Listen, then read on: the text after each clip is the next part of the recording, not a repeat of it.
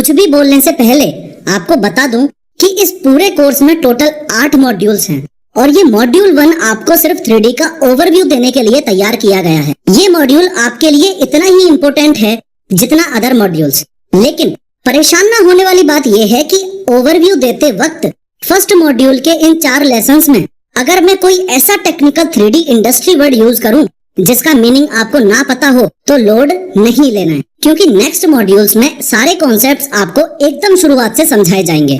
लेकिन मेरे हिसाब से इस कोर्स को फिनिश करके आप सबसे ज्यादा प्रॉफिट कैसे पा सकते हो इस बारे में भी बात करेंगे और मोस्ट इम्पोर्टेंटली अपनी गाड़ी को फर्स्ट गियर में डाल के 2D वर्सेस 3D एनिमेशन के बेसिक्स को समझ के 3D को मास्टर करने के सफर की शुरुआत भी कर देंगे। एनीवेज, अगर इस बारे में बात करूं कि इस कोर्स से मैक्सिमम प्रॉफिट कैसे पाया जाए तो सबसे पहले तो ये याद रखो कि ये कोर्स कंप्लीट बिगिनर्स के लिए है। अगर आसान भाषा में कहूं तो इस कोर्स में हम एकदम बेसिक से शुरुआत करेंगे। अब आप में से कुछ लोग ऐसे होंगे जो 3D के बारे में या फिर जिस फ्री 3D सॉफ्टवेयर में हम काम करेंगे उस सॉफ्टवेयर के बारे में काफी कुछ जानते होंगे, और कुछ लोग ऐसे भी होंगे जिन्हें 3D की अभी अच्छे से समझ भी नहीं होगी और ना ही कभी उस 3D सॉफ्टवेयर का नाम सुना होगा। अब इस बात से कोई फर्क नहीं पड़ता कि आप इन दोनों में से कौन सी कैटेगरी में आते हो, क्योंकि ये कोर्स इन दोनों ही प्रकार के लोगों के लिए परफेक्ट फिट है।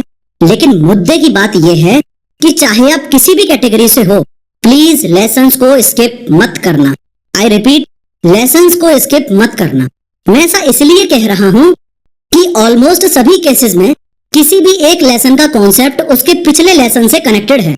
जैसे ही आप लेसन्स के बीच में कूदा फांदी शुरू करोगे तुरंत कॉन्सेप्ट्स मिस होने लग जाएंगे, जिसकी वजह से जो कोर्स आपकी 3D स्किल्स को बूस्ट करने के लिए तैयार किया गया है वो ही कोर्स आपको दुनिया का सबसे बोरिंग कोर्स लगने लगेगा।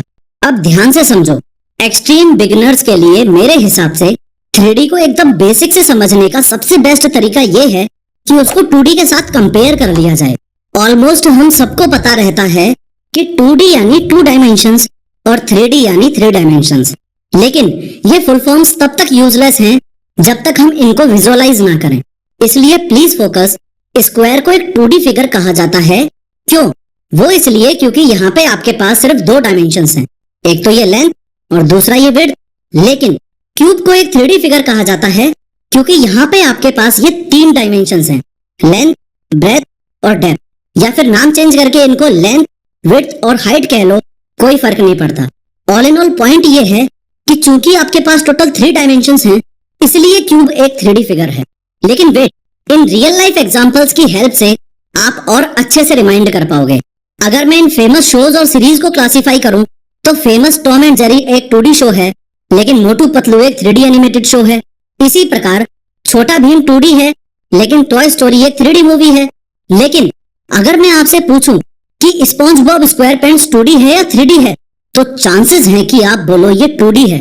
लेकिन अगर मैं आर्ग्यू करूं कि इसमें तो मुझे लेंथ भी दिख रही है, विड्थ भी दिख रही है और डेप्थ भी दिख रही है, तो आप बोलोगे हाँ शायद 3D है। क्या हुआ, फंस गए जनाब? असल में पॉइंट ये है कि 2D एनिमेशन है या 3D एनिमेशन, ये चीज ऑब्जेक्ट्स पर कम डिपेंड करती है और स्पेस पर ज्यादा। यानी कि अगर मैं 3D ऑब्जेक्ट्स को भी 2D प्रोजेक्शन में या फिर 100% पैरेलल व्यू में या फिर ऑर्थोग्राफिक व्यू में देखूं तो मुझे ये 2D नजर आएंगे। लेकिन इन्हीं सेम ऑब्जेक्ट्स को देखने का पर्सपेक्टिव चेंज कर दूं तो सब कुछ 3D हो जाएगा। अब इस कॉन्सेप्ट को अगर मैं कंक्लूड करूं तो एनिमेशन देखते वक्त आपको असल जिंदगी जैसा स्पेस फील होता है तो वो 3D एनिमेशन है। बाकी इस कोर्स के एंड तक आप और अच्छे से समझ जाओगे। मॉड्यूल 1 के इस फर्स्ट लेसन में आपने सबसे पहले ये सीखा लेसन्स को स्किप करने से क्या नुकसान होंगे, 2D वर्सेस 3D एनिमेशन में क्या डिफरेंस है, और 3D को समझने का सबसे बेस्ट तरीका है कि हम ऑब्जेक्ट्स पे से ध्यान हटाकर स्पेस को और 2 ऑब्जेक्ट्स के बीच के डेप्थ को समझने की कोशिश करें। अगर वो रियल लाइफ टाइप है तो वो 3D है। नेक्स्ट लेसन में हम ये देखेंगे कि इस कोर्स को फिनिश करने के लिए हम कौन सा 3D सॉफ्टवेयर यूज करने वाले हैं।